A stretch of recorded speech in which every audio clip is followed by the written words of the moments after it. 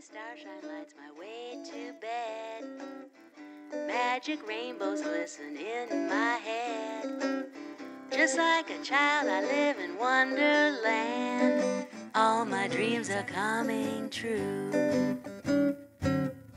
Heavy shackles used to hold me down. I'm here with a plans video today. I don't very often share plans videos, you might have noticed, and that's because I'm not very good at sticking to plans. So I'll get a plan in mind as to what pattern I want to make out of a certain fabric, but then something else will take my fancy and I like to change my mind, and I like to have the freedom to be able to do that. So that's why I don't plan my makes in advance so much. Once I know what I am making, I do plan the projects out, as you may have seen in the video where I shared what app I use to do that. But actually planning in advance what I want to make out of different fabrics, I don't tend to do. But what I have got a goal on at the moment is to do some sewing which is less selfish. So I tend to only really make for myself at the moment, and I'm getting to the point where I've just got too much stuff to wear, and I don't want to be making things for the sake of. So I am going to make things for some friends and family members. So I'm just going to share with you today what I've got in mind. One of them I've already finished, so I'll share that in a little bit more detail, but then I'll talk you through what my plans are. I'm going to start by showing you what I'm wearing. I always forget to do this, and this is the Wear Lemonade Falbella blouse.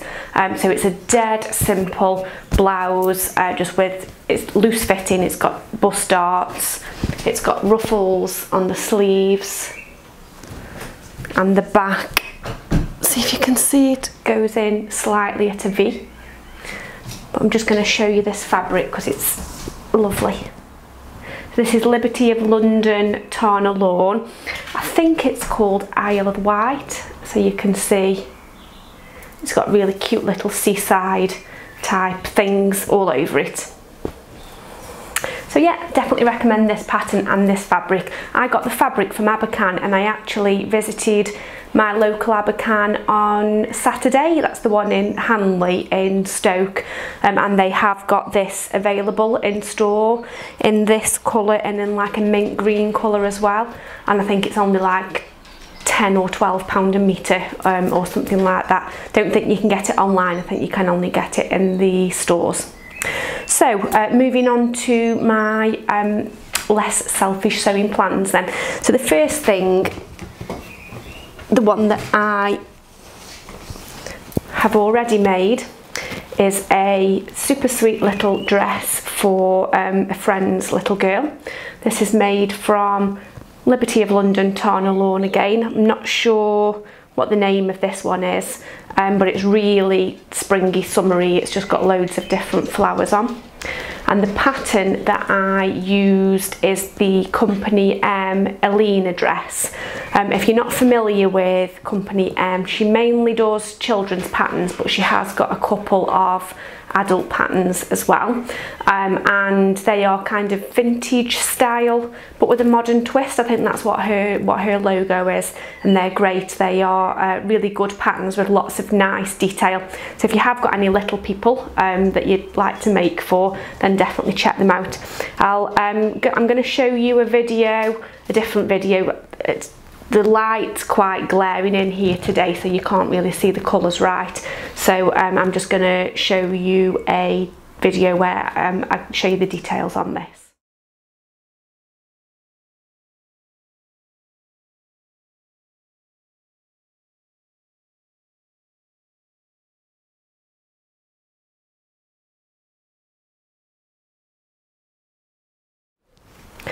Something I did want to show you is the handmade label that I've added. There we go. So I've really easily done that just using the freehand embroidery on my sewing machine. So anybody can do that. It's really easy to do, and I am going to be adding a really quick tutorial on how I do it. Something else I wanted to show you is how I've hemmed this dress. So it's a full circle skirt, and I find the best way to hem a full circle skirt is to use bias binding. It gives it a really clean finish and it gives it extra volume as well, so it makes it a little bit more twirlable for a little girl. So moving on to some more plans that I have.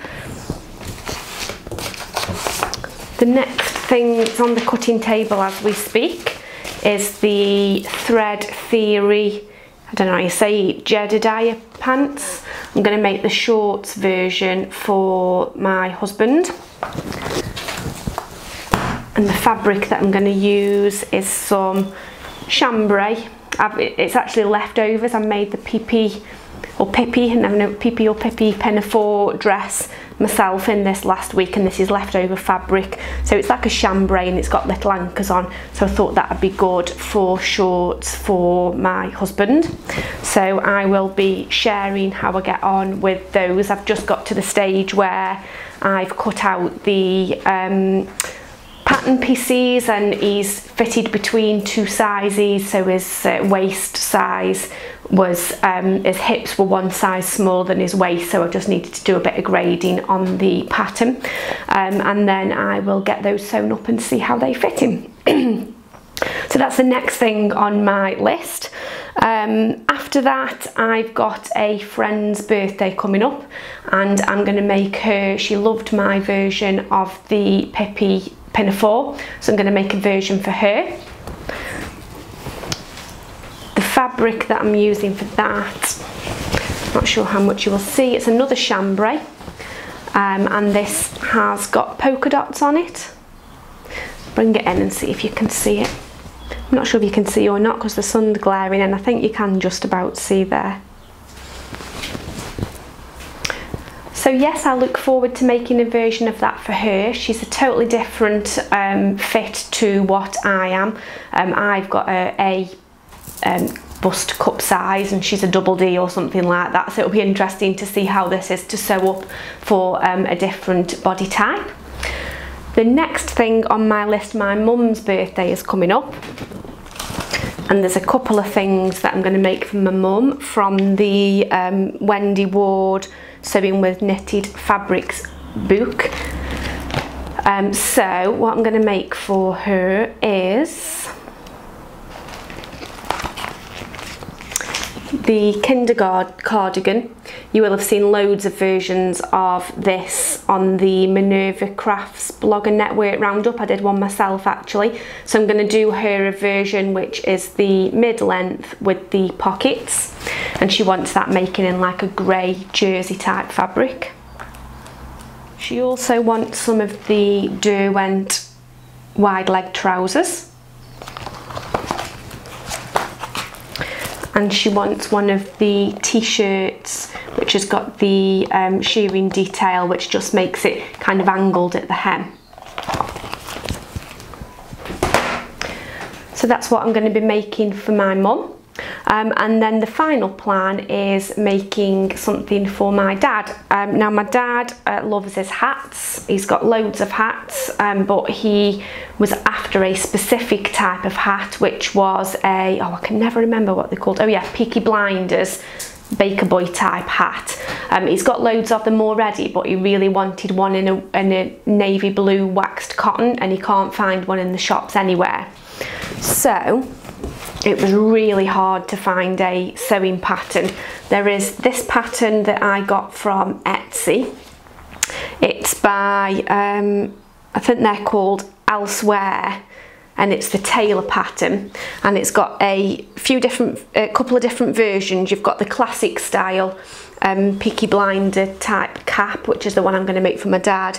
You've got it in kid size and in adult size, and you've also got a more fitted style cap, and you've got optional ear flaps as well. So I'm going one of those. Now I did visit Guthrie and Garney recently, and they had some of their waxed cotton in a remnant basket, and I was hoping there was going to be enough. Got some in navy and I got some in the mustard type colour. I was hoping that there was going to be enough there to make the hat.